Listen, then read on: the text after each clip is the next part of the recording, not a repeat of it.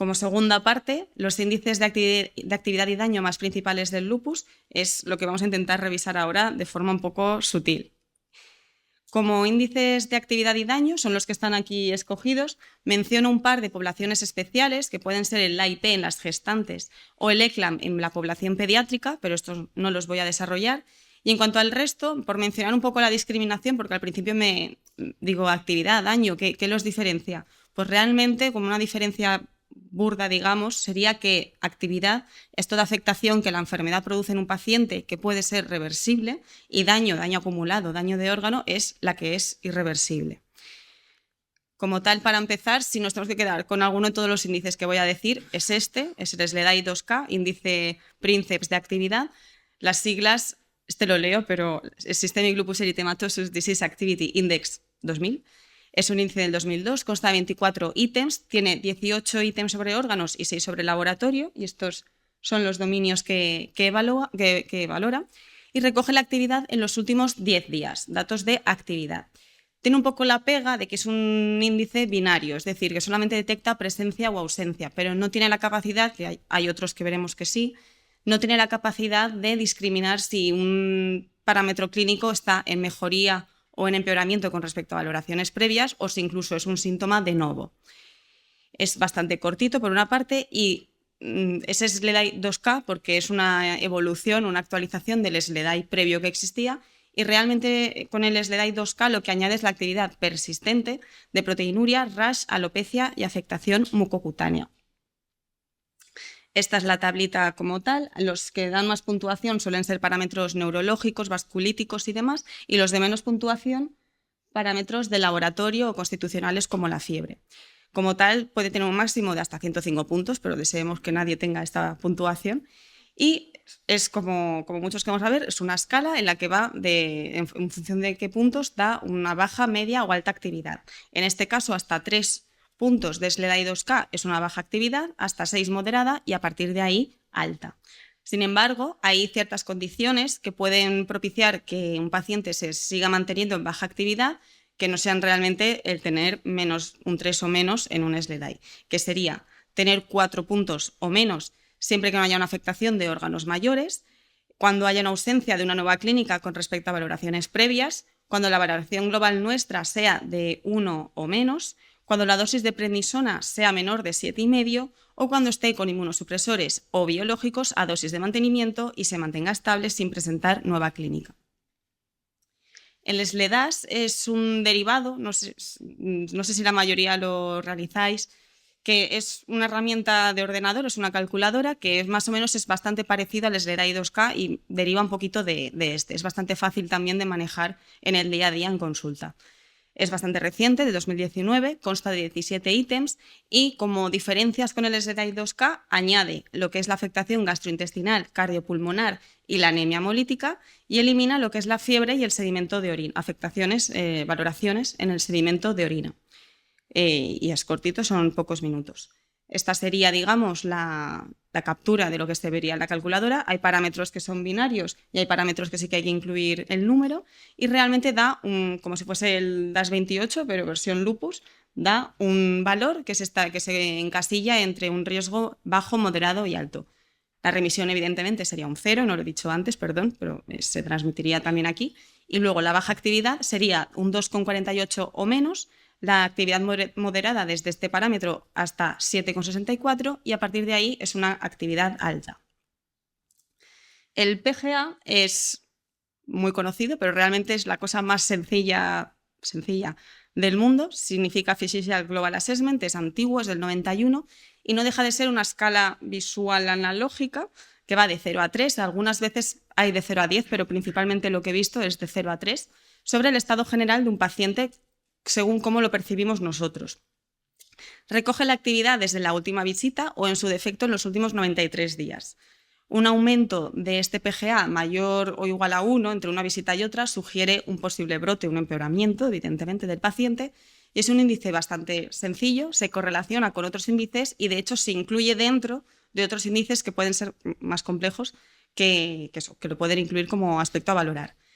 Como es algo que es muy dependiente del realizador, se recomienda que, si es posible, que lo realice siempre el mismo evaluador, el mismo profesional.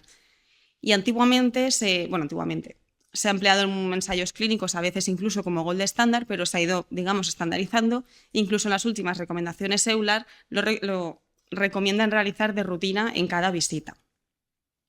Es literalmente esto, es una escala de 10 centímetros hipotéticamente, y los puntos de corte parecido. La revisión se incluye hasta el 0,5, de 0,5 a 1 baja actividad, hasta 2 moderada y de 2 a 3, que es el máximo, la alta.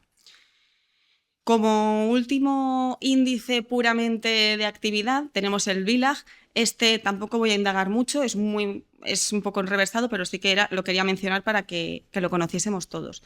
Este es un índice que es bastante complejo, consta de 97 ítems, se rellena con un glosario, es un poco complejo y bastante tedioso, de una media hora más o menos de duración para realizarlo.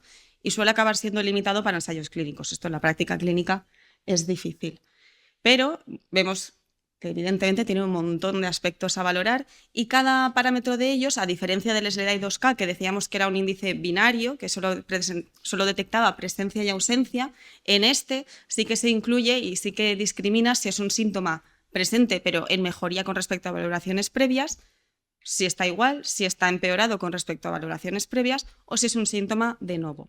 Con todo esto y ayudados todo con el glosario, se establece una puntuación que en base a esa puntuación y a la intención de tratar se establecen varias categorías, siendo la A la de la afectación más alta, más grave, y la categoría E una afectación inexistente, que ni siquiera fuese un lupus, y la inactiva en la remisión sería la D. Y como último índice, que este es más bien mixto, menciono el CLASI. El CLASI es un índice puramente cutáneo, ahora lo veremos, pero recoge datos tanto de actividad como de daño, y se realiza en el momento de la visita, con cómo se encuentra el paciente en el momento en el que lo estamos valorando. Y me parecía relevante incluirlo porque el dominio cutáneo me parece que es primo hermano de la clínica articular, muchas veces es de lo más frecuente que vemos, y bien lo que son los estudios, ensayos clínicos de los biológicos que están aprobados en lupus, sí que si partimos del Beli, Belimumab, que es más antiguo, los estudios que hay al respecto en los ensayos clínicos a la hora de valorar la afectación cutánea, pues se guiaban en base a lo que se puede valorar sobre la piel en el SLEDAI 2K o el SLEDAI. Pero en los ensayos TULIP del anifrolumab, que ya es como fármaco más reciente que tenemos, cuando quieren valorar la clínica cutánea ya se van directamente a este índice. Por tanto, si es posible, a lo mejor pues, puede existir una tendencia de manera que si se quiere evaluar un dominio en particular y existe un índice específico, pues intentar utilizarlo. Esta es la cuadrilla, digamos que la mitad izquierda son aspectos de actividad y la mitad derecha aspectos de daño. A la hora de rellenarlo, si no presenta nada el paciente es un 0, no tiene más implicación. Y luego en función de qué castillas son, algunas son dicotómicas 0, 1 y otras sí que tienen más puntos de gradación, pero bueno, eso se va viendo la puntuación, se va valorando en el momento y se rellena. Junto con todo esto se establece una puntuación con los puntos de corte entre leve, moderada y grave, que son los que tenemos aquí. Ahora sí, como índices realmente ya de daño orgánico, el principal es el SLEEK-ACR-DI. SLEEK, que es lo que habíamos mencionado antes, como los responsables o el grupo clínico científico de la revisión de los criterios de 2012, es Systemic Lupus International Collaboration Clinic, que en cuanto a lo que son los índices, me parece que es el índice de daño principal que podemos conocer, que es bastante antiguo, del 92, consta de 42 ítems y valora el daño irreversible a priori crónico, pero sí que en algunos sitios sí que he visto que se refiere al menos en los últimos 6 meses. Estos son los dominios que se incluyen en él. Y realmente se ha visto que, evidentemente, cuando hay afectación de órgano, pues puede conllevar que es una peor evolución de la enfermedad, un peor pronóstico y una mayor mortalidad. Y bueno, pues hay estudios al respecto en los que se relaciona que una presencia de un SLEEK de 1, al menos en los primeros 5 años tras el diagnóstico, conlleva una mayor mortalidad. Estas son las preguntas y si no las tiene, 0 y si lo presenta, 1. Y la puntuación es el sumatorio de todo lo que se pueda presentar. Se entiende que si son daños irreversibles, pues que sean unos índices que por lo general vayan a ser puntuaciones acumulativas con el paso de los años. Y como último, por mi parte, quiero mencionar el BIL. El BIL no es parecido al SLEEK-ACR, también es un índice de daño, bastante similar, un poquito más reciente, pero la diferencia, digamos, es que está hecho a base de preguntas para que sea el propio paciente el que las responda. Los dominios y todo es bastante similar, pero las preguntas, es que creo que está un poco muy pequeñito, pero bueno, son todo como preguntas de ¿alguna vez te ha comentado el doctor que tengas alguna afectación en la retina, etcétera? Pues así con todas las preguntas. Lleva unos 10 minutos y a lo mejor pues bueno, es un poquito más rápido de evaluar.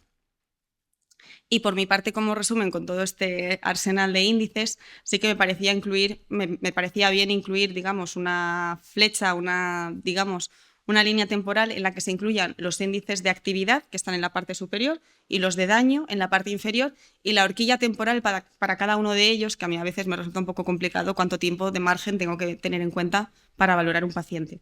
Como luego las diapositivas las vamos a tener todos, pues si os es de interés alguno, pues eso. Y el CLASI, como hemos dicho, que es mixto, está ahí en medio, y como es en el momento de la visita, pues está al principio de la flecha.